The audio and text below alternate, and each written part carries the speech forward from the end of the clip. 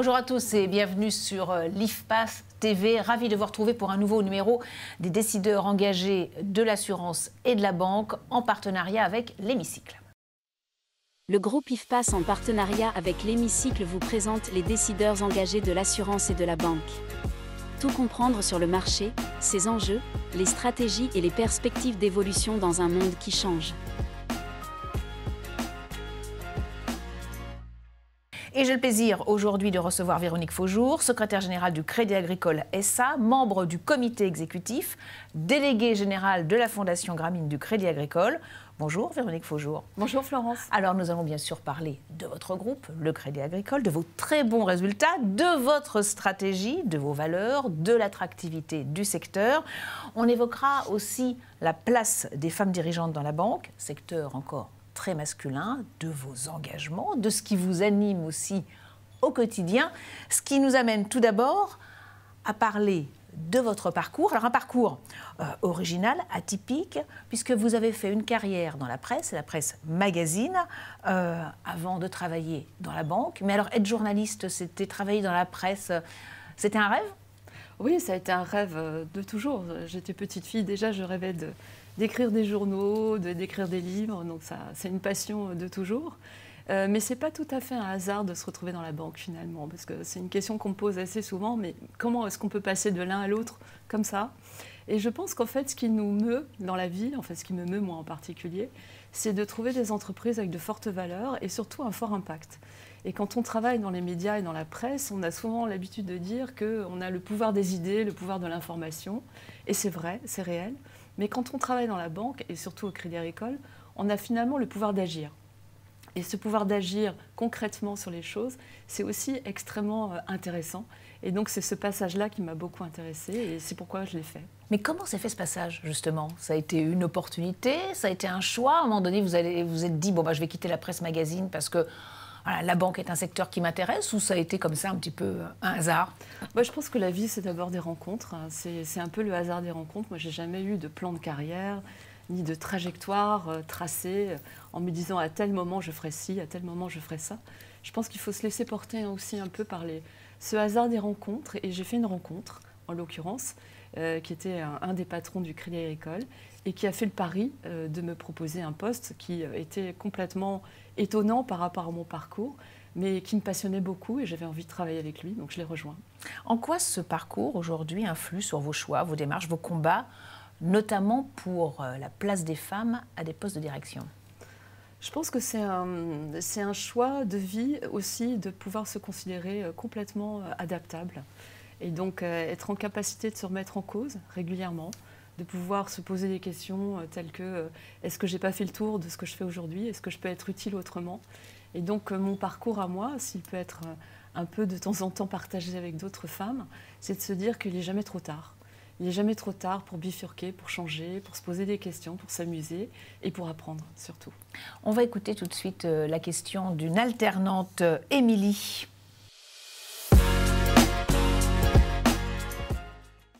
Est-ce difficile pour une femme de se faire une place à un poste de direction?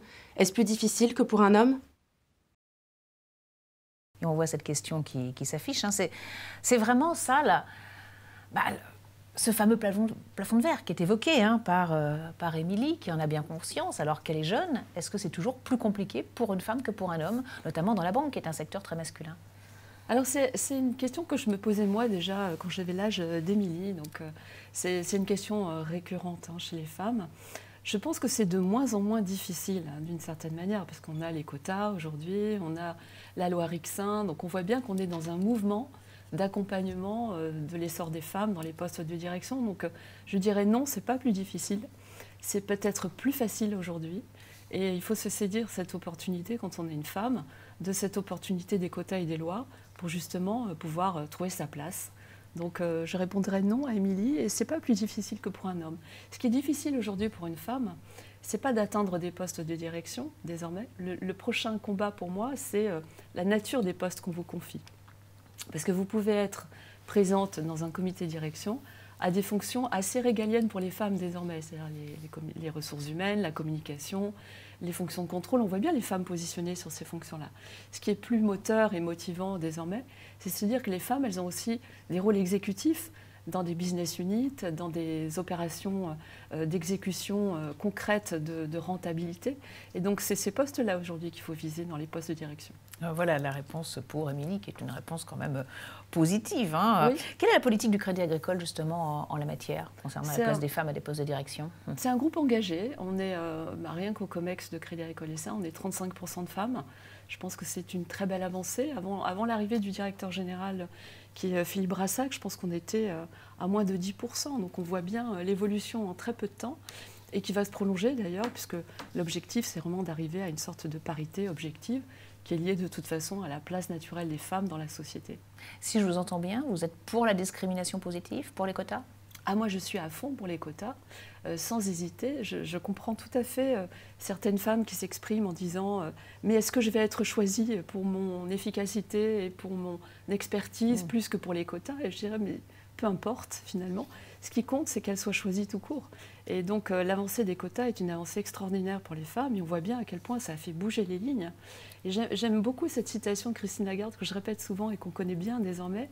C'est finalement, quand il y a des quotas, on trouve des femmes, et quand il n'y a pas de quotas, on trouve des excuses. Et c'est vraiment ce qu'on ressent aujourd'hui, c'est-à-dire cette avancée très positive dans les entreprises. Et avec la loi Rixain, ça va être encore plus évident. La place des femmes va être encore plus grande.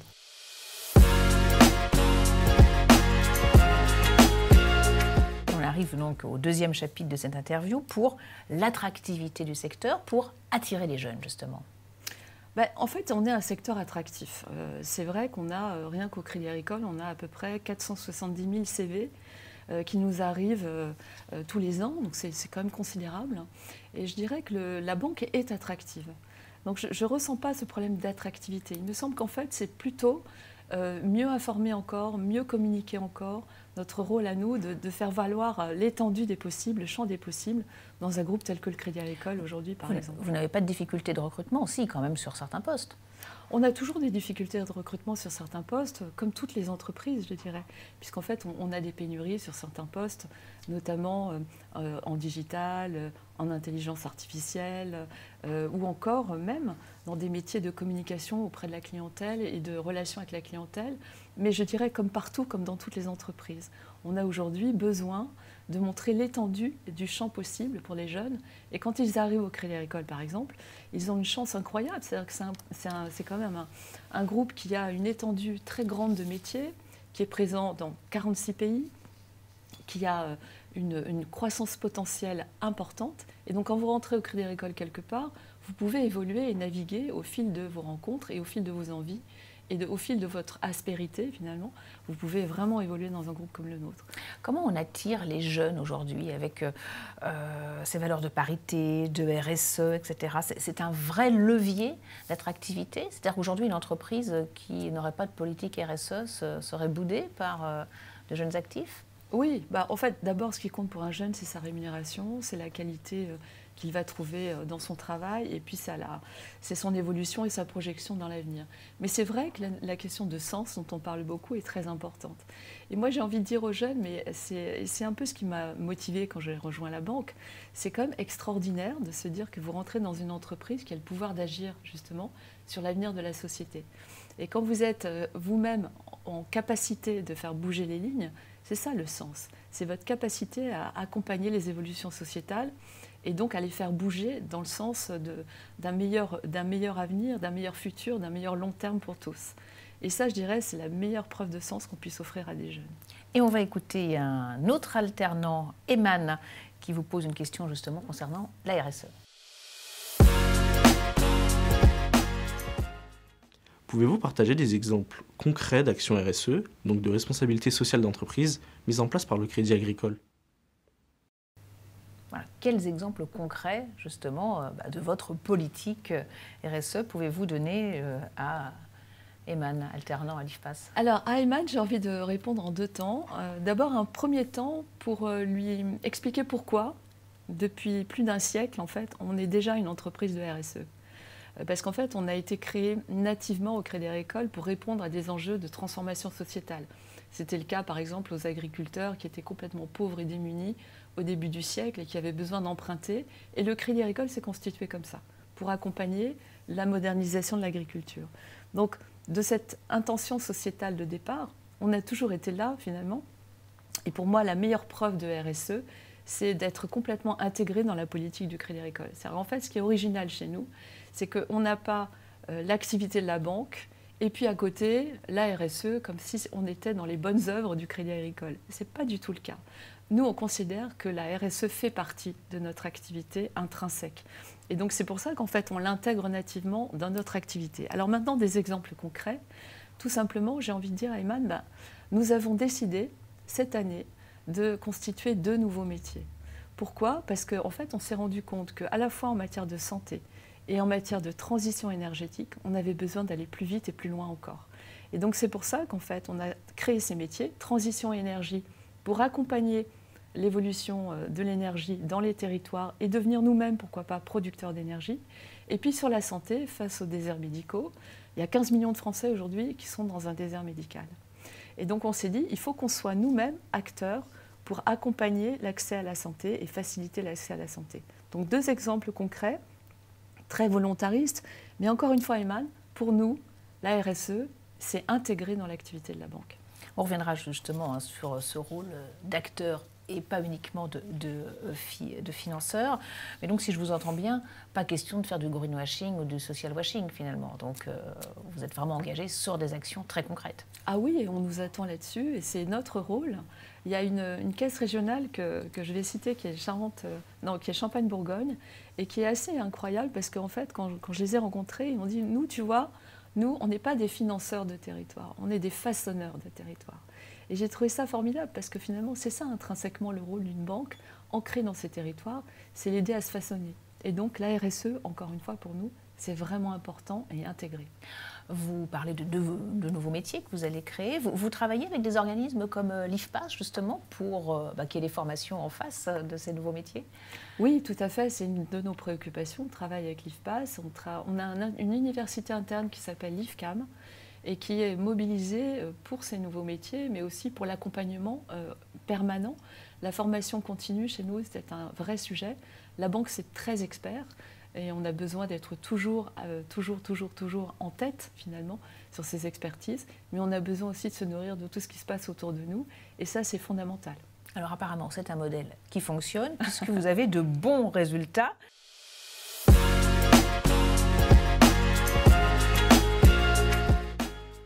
Le Crédit Agricole est le premier banquier des Français. Un mot des chiffres clés, plus de 8 milliards de résultats nets.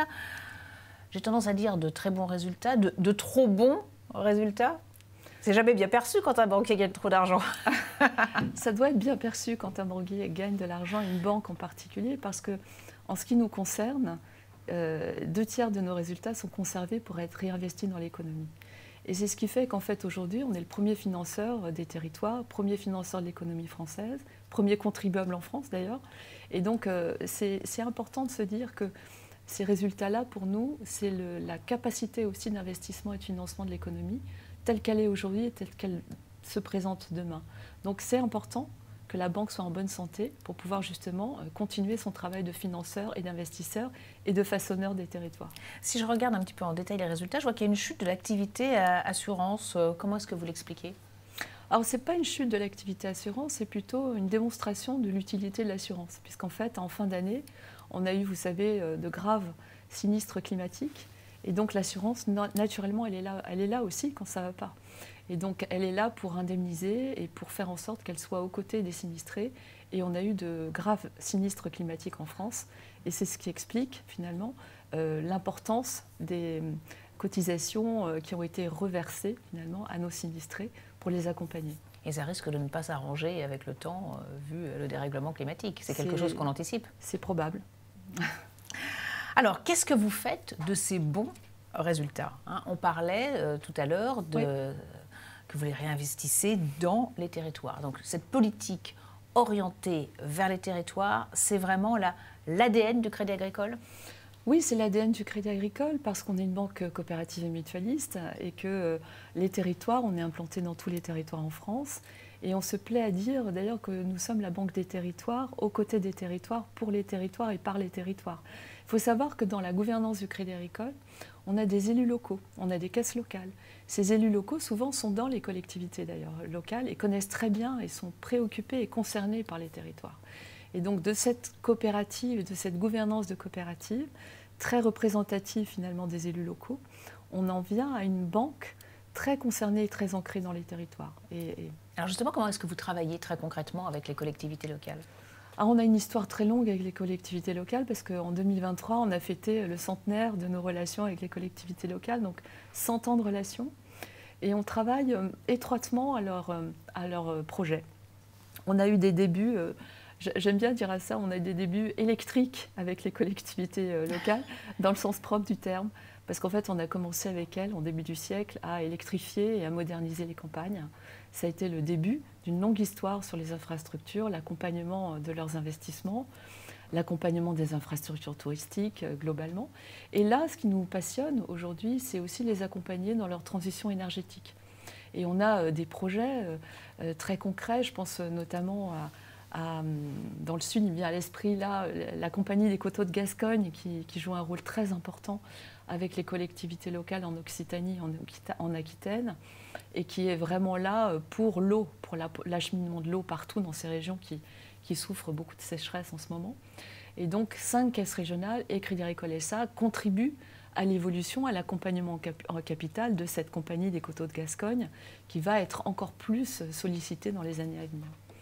Donc ça, c'est vraiment votre stratégie. Aucun autre banquier ne se positionne sur les territoires en dehors du Crédit Agricole ? Oh, je ne dirais pas ça, bien sûr que non. Et il y a beaucoup de banquiers qui sont dans les territoires. Vous voyez émerger une concurrence ou c'est une stratégie qui est un peu délaissée par les autres acteurs du marché ? Non, je ne dirais pas ça. Je dirais que chacun a sa place, chacun a son identité.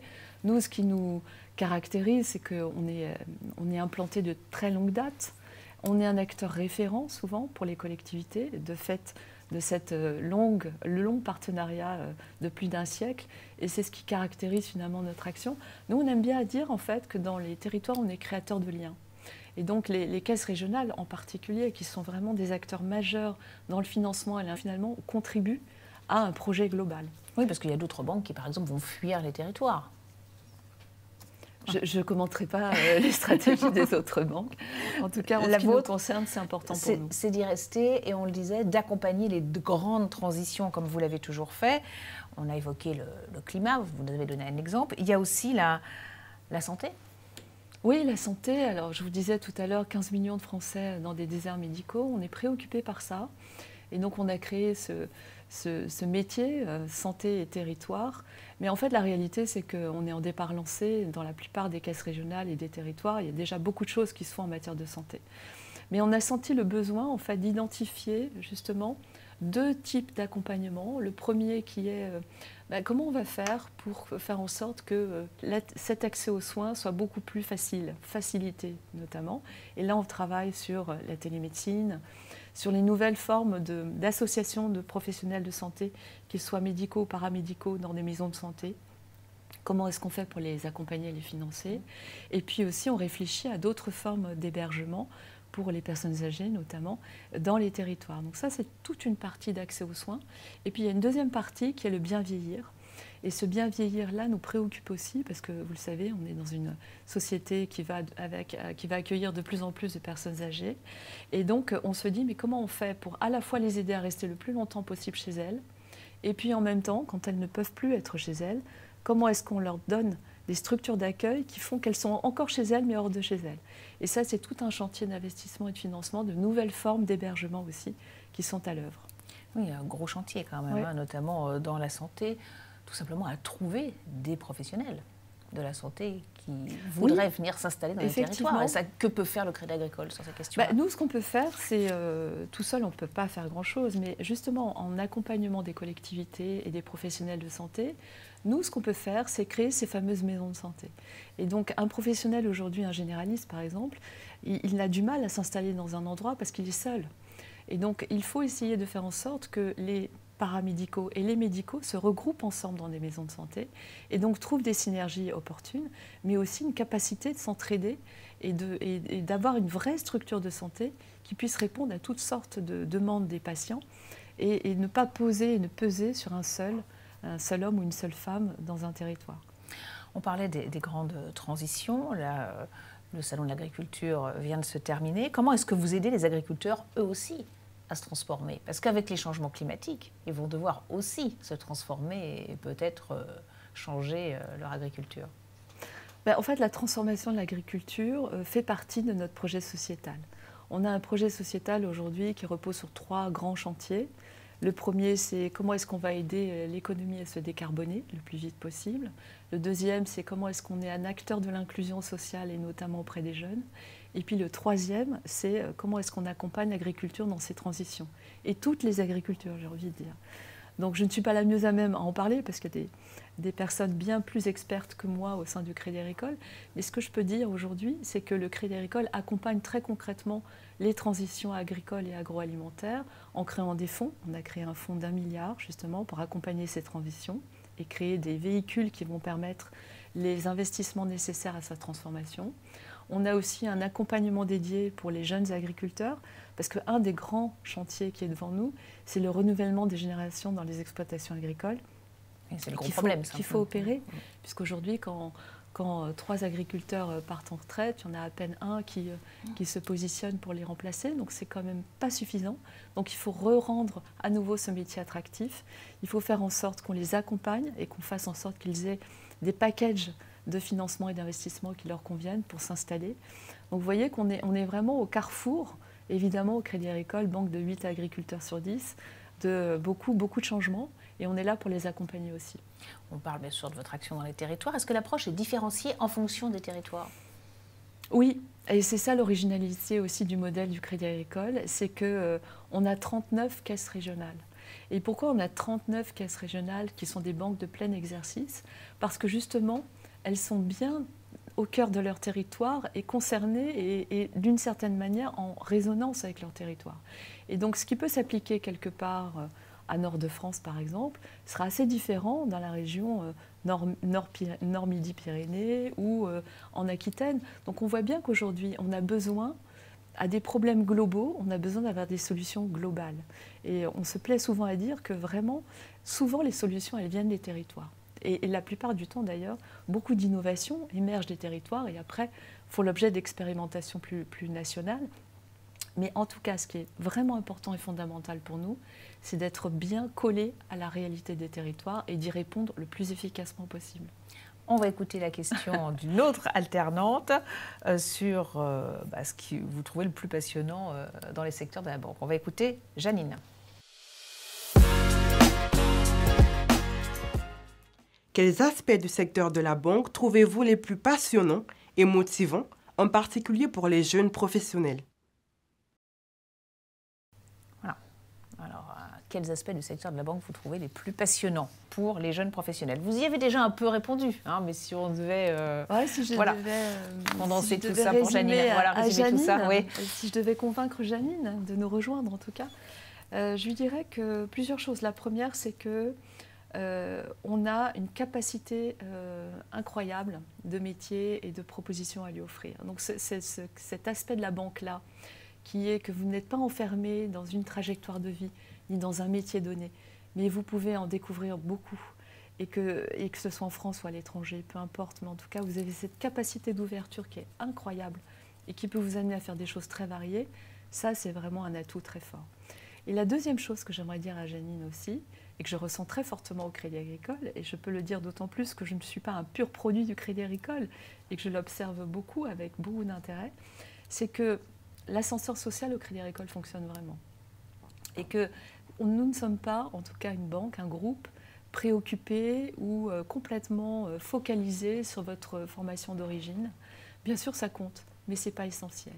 Et donc, au Crédit Agricole, on peut trouver des personnes qui sont issues du terrain, et c'est très bien. Moi, j'ai mon ancien patron, d'ailleurs, que j'ai rejoint au Crédit Agricole, avait commencé au guichet dans une agence en Anjou-Maine, et était très fier, d'ailleurs, de le dire. Il avait raison, parce qu'il avait gravi plusieurs échelons, il s'était retrouvé au COMEX de Crédit Agricole SA. et parce qu'il avait eu une carrière longue, incroyablement passionnante, en saisissant plein d'opportunités et plein de métiers différents. Il n'avait jamais oublié le contact auprès de la clientèle qu'il avait eu au départ et qu'il avait énormément nourri tout au long de son parcours. Et donc au Crédit Agricole en particulier, vous avez cette capacité-là, non seulement de panorama incroyable, mais aussi on vous prend parce que votre personnalité au départ est intéressante et passionnante. Et on dit souvent au Crédit Agricole, on ne va pas chercher des talents à l'extérieur. Vous savez, on dit souvent ça, oui. On attire les talents, oui. Comment est-ce qu'on fait pour attirer les talents? C'est souvent le problème dans une entreprise. Quand on y est depuis très longtemps, on ne vous regarde plus et on va chercher justement les talents à l'extérieur. On va attirer les talents, comment on va faire, mon Dieu, pour attirer les talents? C'est un peu ridicule, honnêtement, parce que la réalité, c'est que chacun porte en nous des talents et que c'est ces talents-là qu'il faut cultiver. Donc nous, on préfère finalement faire grandir les talents et cultiver les talents plutôt que d'attirer les talents. Nous sommes tous porteurs de talents. Oui, vous voulez garder finalement les salariés le plus longtemps possible au sein du Crédit Agricole. Mais oui, parce que ce capital humain, comme on le dit souvent, il est incroyablement important pour une banque qui est d'abord une entreprise de service, au service de ses clients et de la société. Et donc l'humain est très important. Alors, les jeunes aujourd'hui se tournent de plus en plus vers le digital. Comment les séduire? Alors, vous avez un modèle décalé. Quand on voit que de plus en plus de banques se tournent vers le digital, comment est-ce que vous faites face à cette concurrence? Et comment séduire les jeunes justement sur ces questions-là? En fait, nous, on suit tout simplement la demande des clients et de la société. Donc le digital, c'est une vraie bénédiction. Et on s'en saisit avec beaucoup de bonheur parce que ça apporte énormément de facilité à nos clients. Et on le voit comme une aide encore plus importante pour apporter encore plus de services dans un temps encore plus court, à des besoins très variés, et vous pouvez avoir besoin de quelque chose le soir à minuit, et il faut qu'on soit là pour vous. Donc le digital, c'est une réelle opportunité. Mais en fait, pour nous, ce n'est pas le digital contre quelque chose. C'est le digital et la proximité de la relation globale humaine. Et donc c'est cette alliance des deux qui est intéressante. C'est la capacité de pouvoir vous accompagner, vous, parce que parfois vous allez avoir besoin d'un accompagnement en proximité humain, parce que l'humain vous apporte quelque chose, vous posez des questions sur votre retraite, vous posez des questions sur votre investissement immobilier, on va écouter, finalement on va vous prendre dans la situation dans laquelle vous êtes, on va essayer de comprendre qu'est-ce qui vous meut, de quoi vous avez besoin, et donc on va vous proposer toute une palette de solutions possibles. Ça, le digital aujourd'hui aura du mal à mettre en contextualité tout ce que vous avez finalement, vous, comme trajectoire de vie. Et donc pourtant, il faut faire les deux. Et pourtant, ces nouveaux acteurs digitaux, ces banques digitales séduisent de plus en plus de clients, notamment les jeunes. Oui, parce qu'ils séduisent beaucoup par la facilité, la praticité. Donc nous, notre objectif, c'est d'apporter ça. Et d'ailleurs, vous savez, on doit être la première banque digitale en France aujourd'hui, parce qu'on a à peu près 108 millions de connexions par mois, ce qui est énorme. Donc en fait, on a déjà cette capacité à vous apporter des services digitaux. Mais pas que, je dirais, et heureusement, on a aussi le reste. Donc par rapport aux besoins des jeunes, je pense que chacun peut trouver sa place. Si les banques digitales trouvent leur place aujourd'hui, c'est très bien.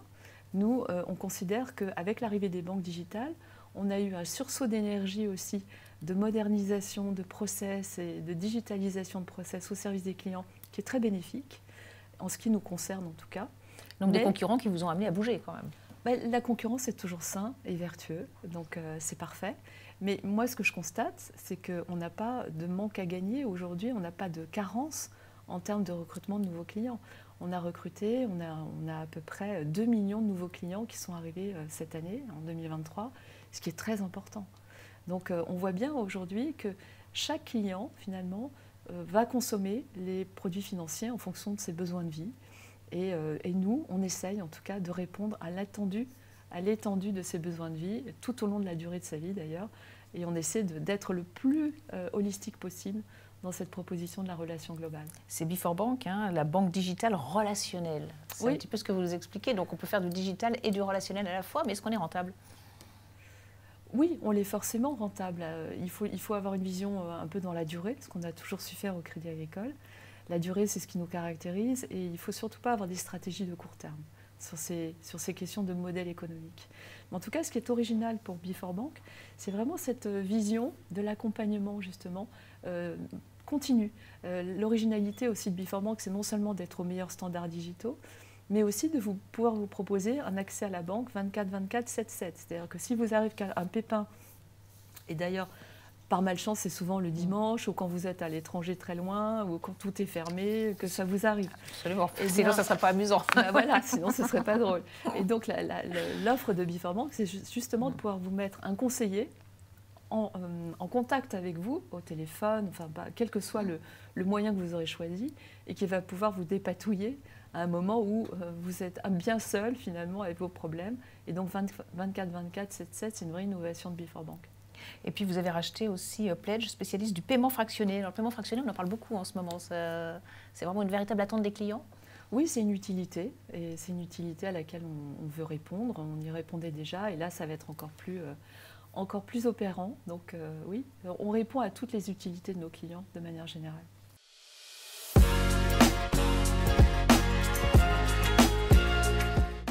On va parler de la fondation Grameen, donc pour une Oui. finance inclusive. C'est le dernier chapitre de cet entretien, parce Déjà que voilà, déjà, oui, ça passe vite. Parce que, quelle est la valeur qui représente le plus le Crédit Agricole? Vous l'avez dit, c'est quand même l'inclusion. Vous avez beaucoup insisté sur ces termes. En fait, il y a une conjugaison de deux choses très fortes au Crédit Agricole qu'il faut vraiment avoir en tête. C'est l'utilité et l'universalité. Ça, c'est vraiment deux principes majeurs pour nous. L'utilité, c'est savoir répondre finalement et coller au plus près de vos besoins, que ce soit vous clients ou vous société, il faut qu'on soit là. Et puis l'universalité, ça c'est vraiment une approche très forte du Crédit Agricole, c'est on veut être la banque pour tous, partout, tout le temps, par tous les moyens, avec tous les produits et services. Et ça, utilité et universalité, c'est vraiment ce qui nous caractérise. Est-ce que vous pouvez nous expliquer un petit peu les missions de la fondation Grameen, justement? Alors la fondation Grameen, elle a été créée il y a 15 ans par le professeur Younous, Mohamed Younous, le père de la microfinance, et puis le Crédit Agricole. Et pourquoi? Parce qu'en fait, c'était l'émergence de la microfinance il y a 15 ans, et c'était le moment finalement de se dire qu'est-ce qu'on peut faire dans les pays émergents pour lutter contre la pauvreté avec la microfinance. Donc on a créé cette fondation qui est présente aujourd'hui dans 40 pays à peu près, plutôt dans des pays assez pauvres. Hein. Donc on est en Afrique, on est en Asie du Sud-Est, on est de plus en plus aussi en Europe centrale, en Asie centrale, dans les Balkans. Et en fait, on a à peu près 80 millions d'euros qu'on met à disposition d'institutions de microfinance qui elles-mêmes prêtent à des clients pour leur donner un coup de pied à l'étrier, pour pouvoir s'installer, monter un petit business, commencer finalement à sortir de cette trappe de la pauvreté et voir un peu de lueur au bout du tunnel, donc vraiment commencer à s'émanciper grâce à l'inclusion financière. Donc finance inclusive, entrepreneuriat social. Le but, on parlait beaucoup de la place des femmes au début de l'entretien, mais là, le but aussi de cette fondation, c'est d'aider des femmes à devenir entrepreneurs, à monter des projets. Oui, alors oui. Vous avez quelques exemples? Oui, c'est vraiment important. Et ça, c'est vraiment l'apport du professeur Younous au départ, parce qu'il avait constaté une chose. Il avait dit il faut prêter aux femmes, non pas parce que c'est une évidence, c'est une injustice criante de rien faire pour la moitié de l'humanité, ça c'est sûr, mais surtout, et c'est ça qui est intéressant, les femmes sont les meilleurs agents économiques. C'est-à-dire qu'en fait, les femmes remboursent mieux que les hommes. Quand elles gagnent un peu d'argent, en fait, elles le restituent à leur foyer, elles font mieux manger leur famille, elles achètent des médicaments, elles envoient les enfants à l'école. Et donc, en fait, pour l'économie générale, il faut fonctionner l'économie. C'est super, les femmes. Et donc, on est parti de là. Et nous aussi, notre rôle, c'est que quand on accompagne nos institutions de microfinance, on va vraiment vers les femmes en priorité, parce qu'on sait que c'est non seulement justice sociale, mais pas que, c'est très bon pour l'économie locale et pour l'économie globale des continents et des pays dans lesquels on agit. Vous avez quelques exemples de réalisation de projets à nous citer? Oui, il y a des femmes qui aujourd'hui lancent des entreprises. Moi, je suis allée en Côte d'Ivoire il n'y a pas très longtemps et j'ai vu une femme incroyable. D'ailleurs, j'ai vu que des femmes incroyables en Côte d'Ivoire. C'était très réjouissant. Et donc, j'ai vu une femme incroyable qui avait monté en 15 ans d'une intuition qui était de dire je vais monter une entreprise de nettoyage en B2B, donc pour les entreprises. Je vais commencer petitement, finalement. Et aujourd'hui, elle a 1000 collaborateurs. Elle est l'une des premières femmes de Côte d'Ivoire en termes de chef d'entreprise. Et elle a démarré tout petit. Et donc, mais ça, c'est une success story incroyable. J'en ai une autre avec la laiterie du Berger au Sénégal qu'on a accompagnée, qui a commencé, c'est pareil, en se disant je vais essayer de voir comment je peux faire de la collecte du lait, parce qu'il y a beaucoup d'éleveurs au Sénégal, mais il y a beaucoup de lait importé en poudre, curieusement. Donc, on n'arrivait pas à transformer le lait tout simplement collecté en matériaux, en yaourt, que sais-je, pour les enfants, notamment dans les cantines scolaires. Et donc, on est parti tout petit, on a accompagné cet entrepreneur qui est aujourd'hui une des toutes premières entreprises de transformation du lait au Sénégal. Donc, en fait, ça, c'est des magnifiques success stories, mais j'en ai une toute petite aussi. Quand je suis allée au Togo, j'ai rencontré une femme qui m'a raconté que en fait, son mari l'a abandonnée du jour au lendemain. Elle s'est retrouvée toute seule avec ses 5 gamins. Et donc, elle s'est dit, qu'est-ce que je vais faire? Elle est allée voir l'institution de microfinance qui lui a prêté 300 €. Elle a commencé à s'acheter un étal. Elle a vendu du poisson et maintenant, elle gagne sa vie. Elle fait manger ses 5 enfants. Elle s'est développée sur son marché. Et son mari est revenu et il lui a demandé s'il pouvait rentrer à la maison. Et elle a accepté, mais c'est elle qui commande maintenant. Ah, elle était bien gentille quand même. Allez, quelles sont les perspectives et les objectifs justement pour les années à venir de cette fondation? En fait, il y a vraiment un enjeu climatique très fort dans les pays dans lesquels on agit. Et vous savez, c'est d'autant plus injuste que ces pays sont très faiblement émetteurs de carbone, de CO2, et c'est les pays qui vont être le plus impactés par le réchauffement climatique. Donc nous, notre grand enjeu aujourd'hui, c'est d'accompagner la transition climatique de ces pays, et donc de faire en sorte de flécher de plus en plus les investissements et les financements vers une agriculture durable, vers un accompagnement des agriculteurs justement pour mieux cultiver leur sol, pour faire en sorte qu'il soit plus fertile, pour mieux préserver l'eau et pour faire en sorte finalement que l'autosuffisance alimentaire se développe de plus en plus dans ces pays. Donc on a un grand chantier d'accompagnement. Alors avec toujours cet objectif, ne pas être seulement financeur, mais acteur. Oui. Acteur justement oui, de ces transitions. En capacité d'agir. Merci beaucoup, Véronique Faujour, pour cet entretien passionnant. Merci, Florence. Et merci à vous tous de nous avoir suivis. On va se retrouver très vite pour un nouveau numéro des décideurs engagés de l'assurance et de la banque. À très vite. Le groupe IFPAS, en partenariat avec l'Hémicycle, vous présente les décideurs engagés de l'assurance et de la banque. Tout comprendre sur le marché, ses enjeux, les stratégies et les perspectives d'évolution dans un monde qui change.